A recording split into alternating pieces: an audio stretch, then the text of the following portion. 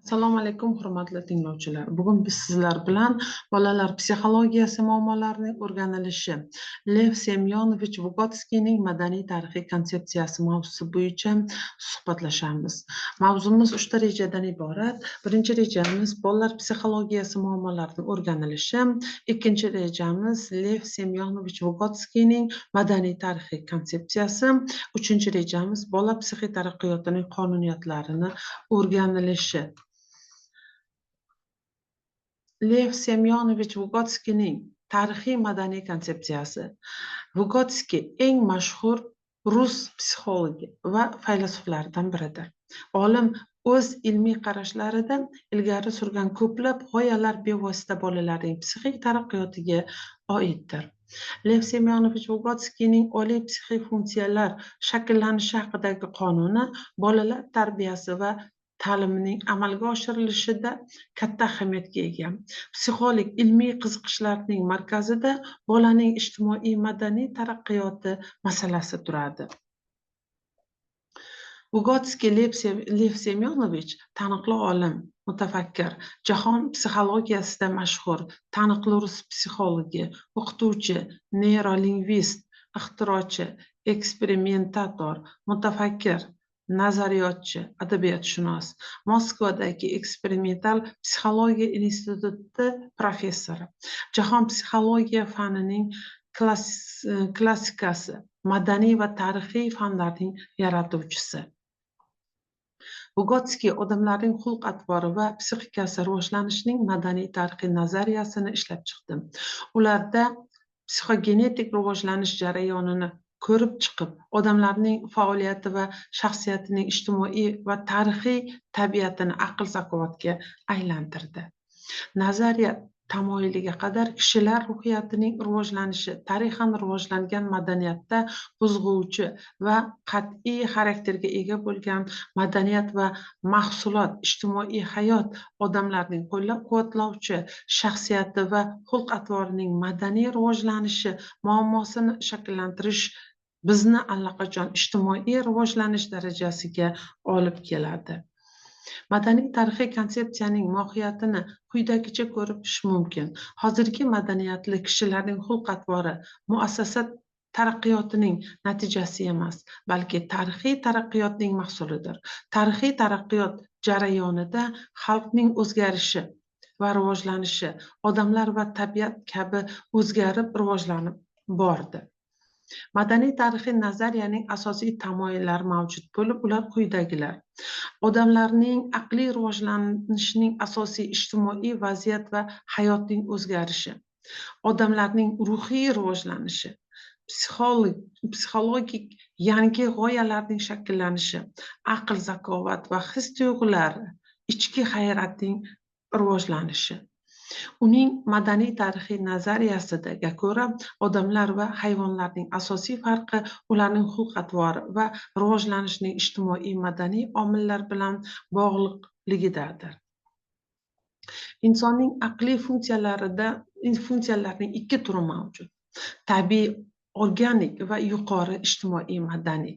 Birinchisi asosan irsiy omillar bilan belgilanadi. Ikkinchisi esa ijtimoiy ta'sirlar ta'siri ostida birinchisi asosida shakllanadi. Uning tabiiy aqliy funksiyalarining tuzilishi o'zgaradi va ichki belgilar orqali vositachilik qiladi. Aqliy funksiyalar yuqori yoki madaniy xususiyatlarga ega bo'ladi va ongli va ixtiyoriy bo'ladi. Lev Semyonovich Vygotsky o'z konsepsiyasida amal qilib ijtimoiy muhitni omil sifatida emas, balki shaxsiyat rivojlanishining manbai sifatida izohlaydi. Bolaning rivojlanishida go'yo bir-biriga bog'langan ikkita chiziq borlig'ini ta'kidlaydi. Birinchisi tabiiy kamolot yo'lidan boradi. Ikkinchisi madaniyatlarni, xulq-atvor va tafakkurni o'zlashtirish. Tashqi fikrlashdan ichki fikrlash tarziga o'tish bir necha bosqichlarda o'tadi. Birinchi, voyaga yetgan kishi ma'lum bir vosita yordamida bolaning xatti-harakatlarini nazorat qiladi, uning qobiliyatlarini amalga oshirishga yo'naltiradi. Ikkinchisi, bolaning o'zi allaqachon subyektga aylanadi va bu psixologik vositadan foydalanib boshqasini xatti-harakatini boshqaradi.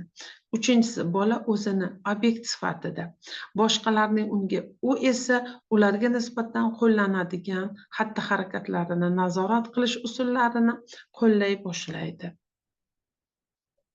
Lev Semyonovich Vygotskyning izlanishlari oliy psixik funksiyalar, ya'ni ixtiyoriy xotira va diqqat, tafakkur, irodaviy harakatlarni bevosita miyaning faoliyati bilan tushuntirib bo'lmasligini, ushbu funksiyalarning mohiyatini tushunish uchun ularning ildizlarini organizmdan tashqaridagi ijtimoiy muhitdan izlash lozimligini ko'rsatdi.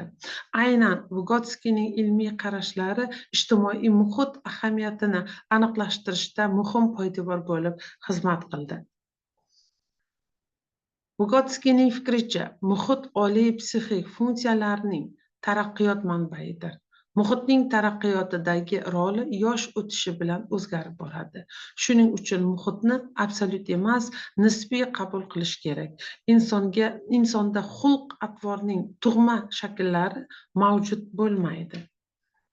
Odamning psixik taraqqiyoti faoliyatning tarixan shakllangan turlari va usullarini o'zlashtirish orqali kechadi.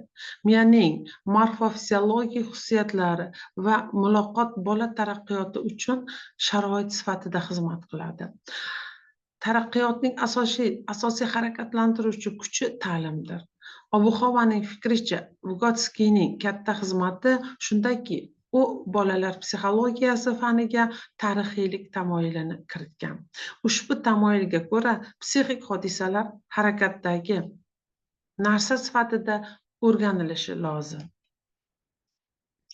Bola psixik taraqqiyoti qonuniyatlarining yoritilishi. Vygotskyning fikricha, psixik taraqqiyotning harakatlantiruvchi kuchi ta'limdir. Ta'lim psixik taraqqiyotni o'z ortidan tortadi va uni tezlashtiradi. U kutilgan natijani berishi uchun taraqqiyotdan oldin bo'lishi, ya'ni rivojlanishning eng yaqin zonasiga mo'ljal olishi lozim.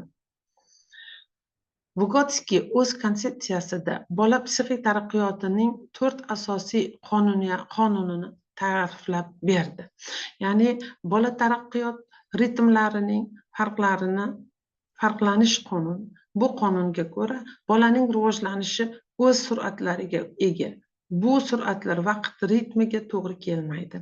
Shuning uchun chaqaloqlardagi hayotning birinchi yili o'smirlikdagi birinchi yilga teng bo'lmaydi. Bola taraqqiyotidagi metamorfoza qonuni. Bu qonunga ko'ra rivojlanish sifat o'zgarishlarining zanjiridan iborat. Bola kamroq biladigan bo'lgan qo'lidan ko'proq narsa keladigan odam emas, balki psixikasi sifat jihatdan kattalar psixikasidan farqlanuvchi mavjudotdir. Bola taraqqiyotining notekislik qonuni. Bu qonunga ko'ra bola psixikasining har bir tomoni o'z taraqqiyotining optimal davriga ega bo'ladi. Har xil psixik funksiyalar notekis, noproportsional rivojlanadi. Oliy psixik funksiyalarning shakllanish qonuni.